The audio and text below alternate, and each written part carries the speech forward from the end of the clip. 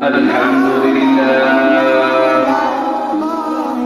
শুনলে মনটাই আমার কেমন الحمد لله وكفى وسلام على عباده الذين اصطفى চলছে দেশে আমার নামাজ রোজা লাগে না হয় ونعوذ بالله من شرور أنفسنا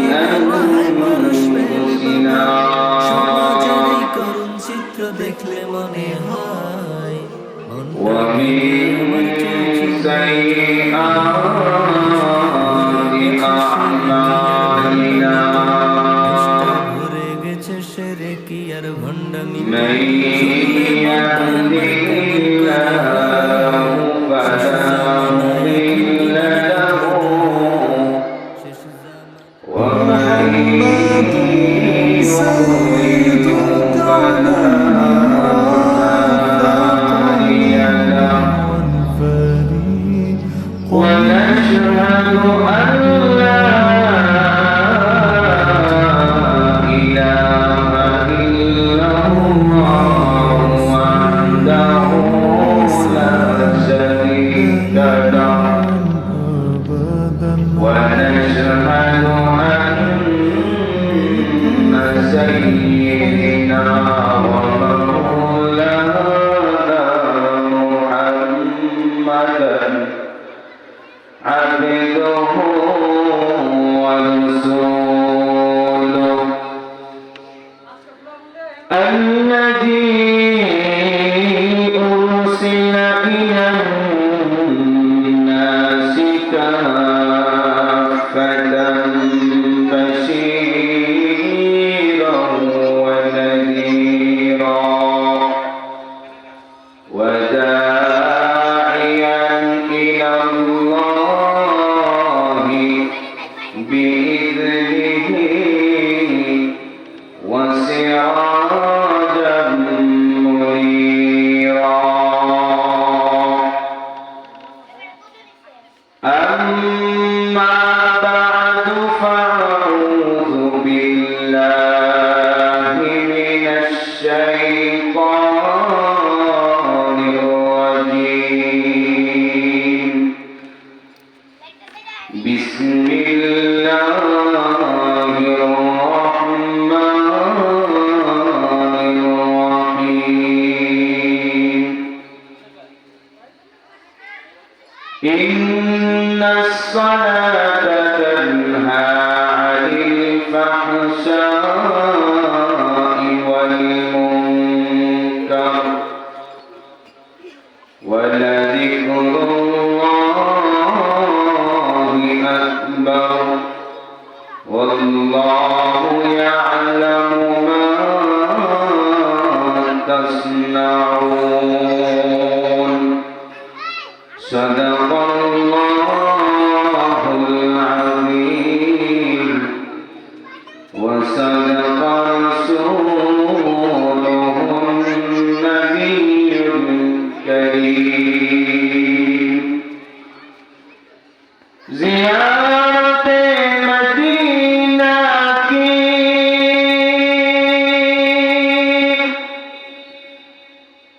دل میں ہے تمنا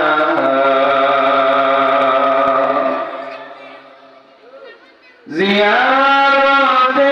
مدینہ کی دل میں ہے تمنا نہیں ہے میرے پاس سفر کا زمانہ بلغ العلا بکمالہ کشف الدجى بجماله حسنت جميع خصاله صلوا عليه وآله कौनैन को मुख्तार खुदा तुमको बनाया कौनैन को मुख्तार खुदा तुमको बनाया उम्मत की निगाहबान खुदा तुमको बनाया उम्मत के निगाहबान खुदा तुमको बनाया या रब मेरे आँखों में समा जाए मदीना या रब मेरे आँखों में समा जाए मदीना मुद्दत से मेरे दिल में तमन्ना मदीना मुद्दत से मेरे दिल में तमन्ना मदीना अल्हम्दुलिल्लाह अल्लाह पाकेर অশেষ মেহেরবানি যে মহান আল্লাহ পাক রব্বুল ইজ্জত আমাদেরকে আজকের এই জান্নাতের বাগানের মধ্যে আসার বসার তৌফিক এনায়েত করেছে এই জন্য মহান রব্বে কারীমের দরবারে অন্তরের গভীর থেকে অন্তরের অন্তঃস্থল থেকে একবার শুকরিয়া আদায় করি আলহামদুলিল্লাহ।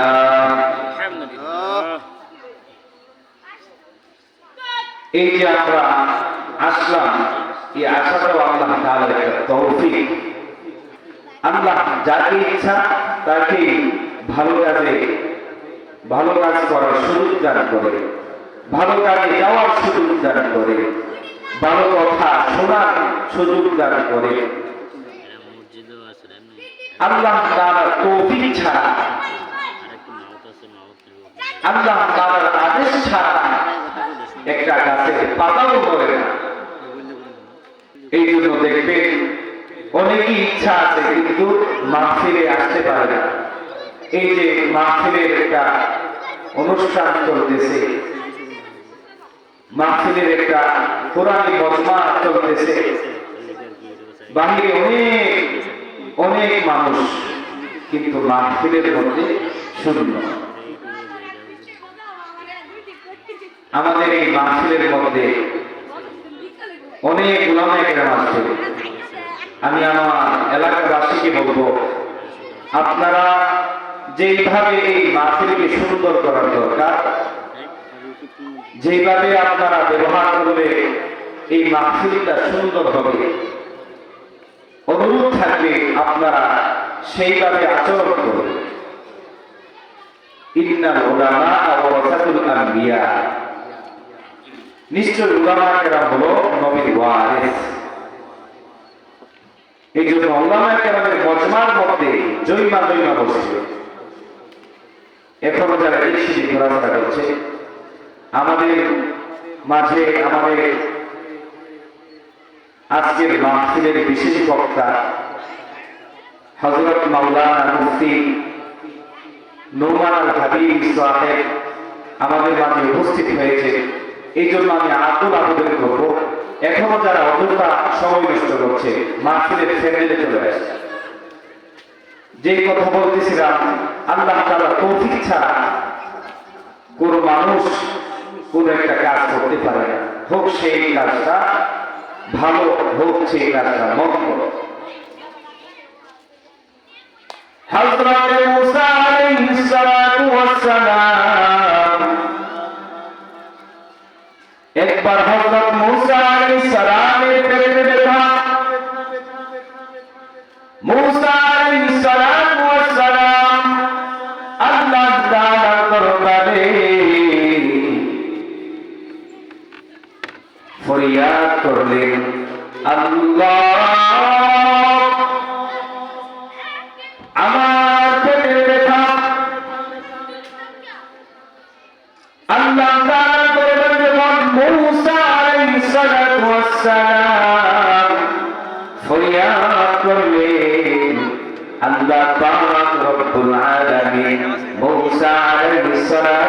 সালামকে বলেন, হে মূসা, তুমি ওই গাছের পাতা বক্ষণ করো, বক্ষণ করলে তোমার পেটের ব্যথা ভালো হয়ে যাবে। হযরত মূসা আলাইহিস সালাতু ওয়াস সালাম আল্লাহ তাআলার দরবারে যখন এই কথার জবাব পেয়েছে, তখন এই গাছের পাতা বক্ষণ করলেন। তারপর তার পেটের ব্যথা ভালো হয়ে গেল। অন্য আরেকদিন যখন মূসা আলাইহিস সালাতু ওয়াস সালাম আবার পেটের ব্যথায় আল্লাহ তাআলার কাছে ফরিয়াদ করবে, তখন ওনার মনে নাই, তখন ভাবছেন আল্লাহ তাআলা বলছেন ওই গাছের পাতা খেলে আমার পেটের ব্যথা ভালো হয়ে যাবে। আজকে আর মূসা আলাইহিস সালাতু ওয়াস সালাম করেন নাই, আল্লাহ তাআলার কাছে ফরিয়াদ করেন নাই। তখন গাছের পাতা যখন খেলো, গাছের পাতা খাওয়ার সাথে সাথে তার পেটের ব্যথা আর ভালো হয় না। মূসা আলাইহিস সালাতু ওয়াস সালাম আল্লাহ তাআলার দরবারে আবার ডাকলেন, ও রব্বুল আলামিন, রব্বুল আলামিন, গতবার যখন আমার পেটের ব্যথা ছিল, আমি এই গাছের পাতা যখন খাইলাম, খাওয়ার সাথে সাথে আমার পেটের ব্যথা ভালো হয়ে গেছে। এখন আমার পেটের ব্যথা, আমি আবার গাছের পাতা খাইছি, কিন্তু আমার পেটের ব্যথা যায় না। আমি এখন কি করব? আল্লাহ পাক রব্বুল আলামিন মূসা আলাইহিস সালাতু ওয়াস সালামকে বলেন, হ্যাঁ মূসা, তুমি যখন পূর্বে পেটের ব্যথায় ভুগছিলে, পেটের ব্যথায় যখন তুমি ব্যথিত ছিলে, তুমি আমি মাওলার দরবারে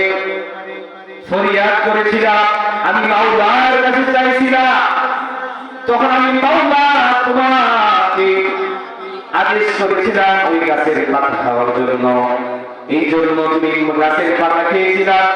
গাছের পাতা খাওয়ার পর তোমার পেটের ব্যথা ভালো হয়ে গিয়েছে। আজকে তুমি পেটের ব্যথা, তুমি আজকে আমার কাছে বলো নাই, তুমি সরাসরি গাছের পাতা খাই না, তুমি যদি আমার কাছে বলতা, আমি যদি আবার বলতাম তোমাকে আদেশ করতাম, হয়তো বা তোমার পেটের ব্যথা ভালো হয়ে যেত। কিন্তু আজকে তুমি আমার কাছে যাও নাই, কিন্তু তোমার পেটের ব্যথা রয়ে গেছে। আল্লাহ তাআলা পয়গম্বর মূসা আলাইহিস সালাতু ওয়াস সালাম আল্লাহ তাআলার দরবারে